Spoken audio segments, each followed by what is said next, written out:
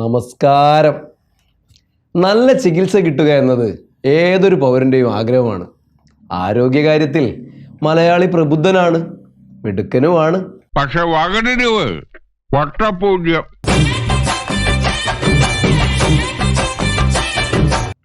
അപ്പോൾ ഞാൻ പറഞ്ഞു വരുന്നത് നമ്മുടെ ഈ കൊച്ചു സംസ്ഥാനത്തെ ആരോഗ്യ മേഖലയെ പറ്റിയാണ്.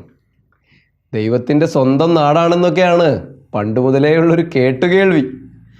എന്നാലോ ദൈവം പോലും നാടുവിടും നമ്മുടെ ചില നാട്ടുനടപ്പ് കണ്ടാൽ. സൗകര്യങ്ങളില്ലെന്ന് ചൂണ്ടിക്കാട്ടിയാണ് വർഷങ്ങളായി ഉണ്ടായിരുന്ന കിടത്തി ചികിത്സ പൂത്തോട്ട കുടുംബാരോഗ്യ കേന്ദ്രത്തിൽ നിർത്തിയത്. 2 വർഷമായി ആശുപത്രിയിലെ കിടക്കകളുടെ കിടപ്പിങ്ങനെ. പുത്തൻ മുറിയിൽ ഇതുപോലെ പൊടി പിടിച്ച് കൂട്ടിയിട്ടിരിക്കുന്നു.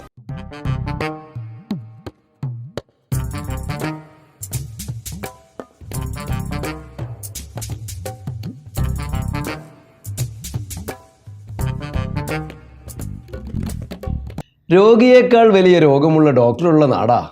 രോഗം എന്താണെന്ന് അറിയണ്ടേ? അയ്യോ മറന്നുപോയല്ലോ. മറവി രോഗം. സർജറി കഴിഞ്ഞ രോഗിയുടെ വയറ്റിൽ കത്രിക വെച്ച് മറക്കുക, ബ്ലേഡ് വെച്ച് മറക്കുക, ഇനി എന്തൊക്കെ മറന്നു വെച്ചിട്ടുണ്ടെന്ന് ആർക്കറിയാം? പ്രസവ ശസ്ത്രക്രിയയ്ക്കിടെ യുവതിയുടെ വയറ്റിൽ കത്രിക മറന്നുവെച്ച സംഭവത്തിൽ ശാസ്ത്രീയ പരിശോധനാ ഫലം വൈകുന്നതിൽ ദുരൂഹത ആരോപിച്ച് പരാതിക്കാരി. കോഴിക്കോട് മെഡിക്കൽ കോളേജ് ആശുപത്രിയിലെ ജീവനക്കാരെ സംരക്ഷിക്കാൻ നീക്കമെന്നാണ് ആരോപണം. അന്വേഷണ റിപ്പോർട്ട് വൈകുന്നതിനെതിരെ മെഡിക്കൽ കോളേജിന് മുന്നിൽ തിങ്കളാഴ്ച മുതൽ നിരാഹാര സമരം തുടങ്ങുമെന്നും ഹർഷീന പറഞ്ഞു.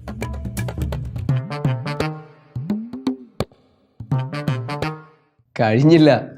വലത് കാലിന് ചെയ്യേണ്ട സർജറി ഇടത് കാലിന് ചെയ്ത ചില മഹാന്മാരും ഉണ്ട്. കോഴിക്കോട്ടെ സ്വകാര്യ ആശുപത്രിയിൽ കാലുമാറി ശസ്ത്രക്രിയ നടത്തിയതിൽ ഡോക്ടർ കുറ്റസമ്മതം നടത്തുന്ന ദൃശ്യങ്ങൾ പുറത്ത്. മുന്നൊരുക്കം നടത്തിയത് ഇടത് കാലിലെ ശസ്ത്രക്രിയയ്ക്കാണെന്നും എന്നാൽ ശസ്ത്രക്രിയ നടത്തിയത് വലത് കാലിലെന്നും ഡോക്ടർ ബഹിർഷാൻ സമ്മതിക്കുന്നു. മാനേജ്മെന്റുമായി നടത്തിയ ചർച്ചയിലാണ് തുറന്നു പറച്ചിൽ.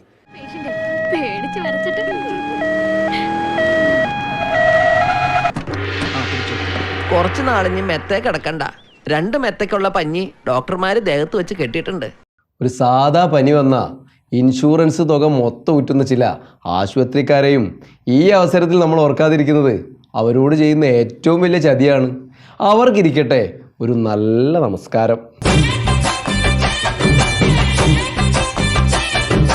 ആരോഗ്യകാര്യത്തിൽ കേരളം ഇത്രയും സുന്ദരമായത് കൊണ്ടാവാം നമ്മുടെ നേതാക്കന്മാരും കുടുംബമൊക്കെ ചികിത്സയ്ക്കായി അങ്ങ് അമേരിക്കയിലേക്ക് പറക്കുന്നത്. ചികിത്സയ്ക്കായി മുഖ്യമന്ത്രി വീണ്ടും അമേരിക്കയിലേക്ക്. ഈ മാസം 15-നാണ് അമേരിക്കയിലേക്ക് മുഖ്യമന്ത്രി പോകുന്നത്.